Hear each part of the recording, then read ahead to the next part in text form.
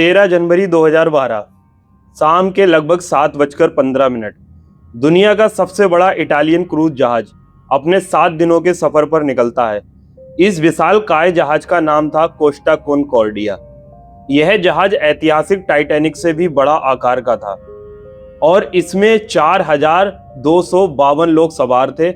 4 बड़े swimming pool, 5 restaurant, 13 बार थी, एक कैसीनो और यहाँ तक कि इसके अंदर एक F1 रेसिंग सिम्युलेटर भी मौजूद था। जहाँ अपनी मंजिल की तरफ बढ़ रही थी कि रात के ठीक 9:45 पर अचानक एक बहुत तेज भयानक आवाज सुनाई देती है।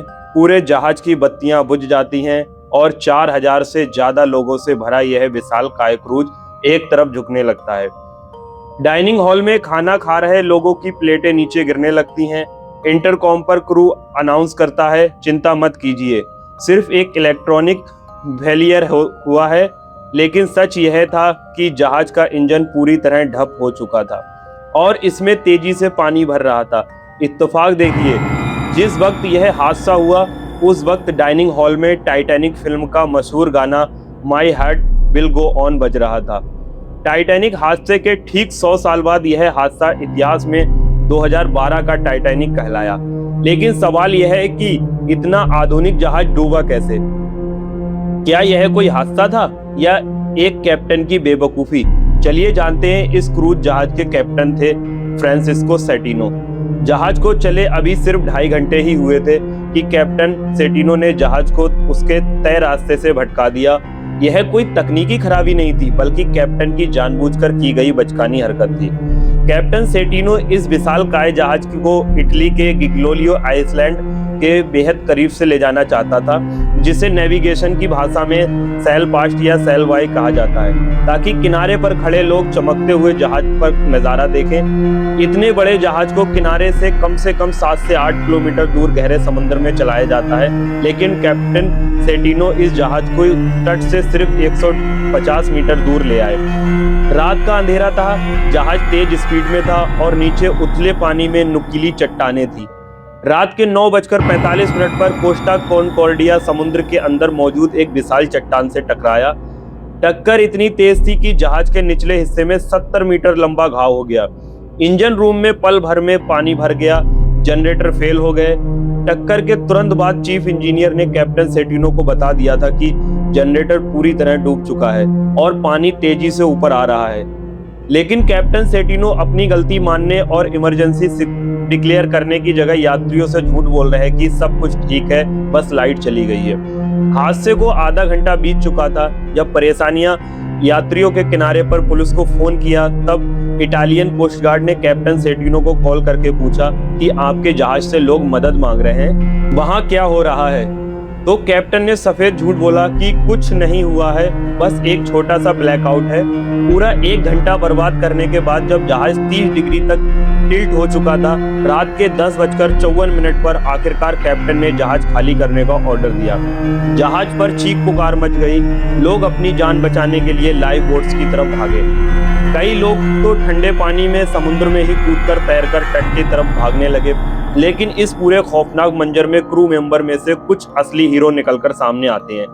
2 भारतीय स्टाफ मेंबर करनाथ रमेश और वेटर रसेल रुवेलो ने अपनी जान की परवाह किए बिना यात्रियों को लाइफ बोट में बिठाया। बदकिस्मती से दूसरों की जान बचाते बचाते भारतीय वेटर रसेल रुवेलो की डूबने से मौत हो गई। Italian cruise ship captain who apparently ran for a lifeboat and got off the wreck while his crew and passengers were still on board fighting for their lives. एक तरफ जहां रसेल जैसे क्रू मेंबर दूसरों की जान बचा रहे थे, वहीं दूसरी तरफ कैप्टन सेटिनो रात के 11:15 पर जब 1000 से ज्यादा यात्री डूबे हुए जहाज पर फंसे हुए थे, कैप्टन सेटिनो ने अपनी जान बचाकर सबसे पहले लाइफ बोट में बैठकर किनारे पर भाग निकला। रात के 12:42 पर कोस्ट गार्ड ने कमांडर ग्रेगोरियो दे फैल्को ने भाग चुके कैप्टन सेटिनो को फोन लगाया।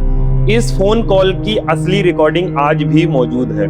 De Falco da Livorno, parlo col comandante? Sì, buonasera, comandante Di Falco. Mi dica il suo nome, per favore. Il comandante Schettino, comandante. Schettino?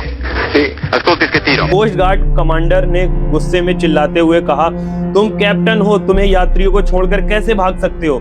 तो तुम्हें order देता हूँ, तुम तुरंत जहाज पर वापस आओ और बताओ कि कितने लोग अंदर फंसे हैं। Quella piscaccina la percorre in senso inverso, sale sulla nave e mi dice quante persone e che cosa hanno a bordo, chiaro? लेकिन कायर कैप्टन सेटिनो बहाने बनाता रहा और वापस नहीं गया। Guardi Schettino che lei si è salvato forse dal mare, ma io la porto veramente molto male, faccio passare l'anima di guai. Sto andando perché ci sta l'altra lancia che si è fermata. Lei vada a bordo, è un ordine, lei non deve fare altre valutazioni, lei ha dichiarato l'abbandono nave. इसी वजह से media ने उन्हें captain कायर का नाम दिया। अगली सुबह जब सूरज निकला तब तबाही का असली मंजर सामने आया। आइलैंड के 700 स्थानीय लोगों ने अपने घरों के दरवाजे 4000 से ज्यादा बेघर यात्रियों के लिए खोल दिए थे, लेकिन देर से दी गई जानकारी और कैप्टन की बेवकूफी की वजह से 32 बेगुनाह लोगों की जान चली गई। इसके बाद शुरू हुआ इतिहास का सबसे महंगा और जटिल सॉल्वेज ऑपरेशन। जहाज में 19 लाख लीटर फ्यूल भरा था, जिसे निकालने में महीनों लग गए।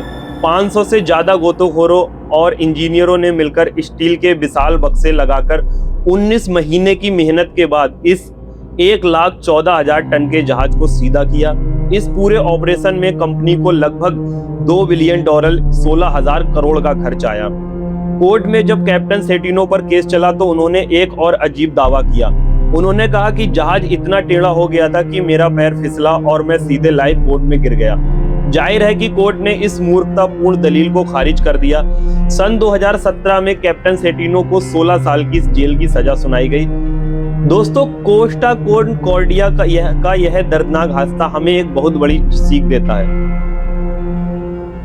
दोस्तों, कोस्टा कॉन्कॉर्डिया का यह दर्दनाक हादसा हमें एक बहुत बड़ी सीख देता है। कभी भी अपने जहाज या अपनी जिंदगी की कमान किसी ऐसे झूठे और कायर इंसान के हाथ में मत दो जो अपनी गलतियों को छुपाने के लिए दूसरों की जान पर दावा करते हैं। अगर आपको इतिहास में इस दर्दनाक हादसे की सच्ची कहानी पसंद आई हो तो वीडियो को लाइक करें और शेयर करें। अपनी राय नीचे कमेंट में सेक्शन दें और ऐसे ही केस स्टडीज के लिए चैनल को सब्सक्राइब करें। आज की वीडियो में यहीं पे समाप्त करते हैं। मिलते हैं नेक्स्ट वीडियो में, तब तक के लिए बाय बाय, टेक केयर।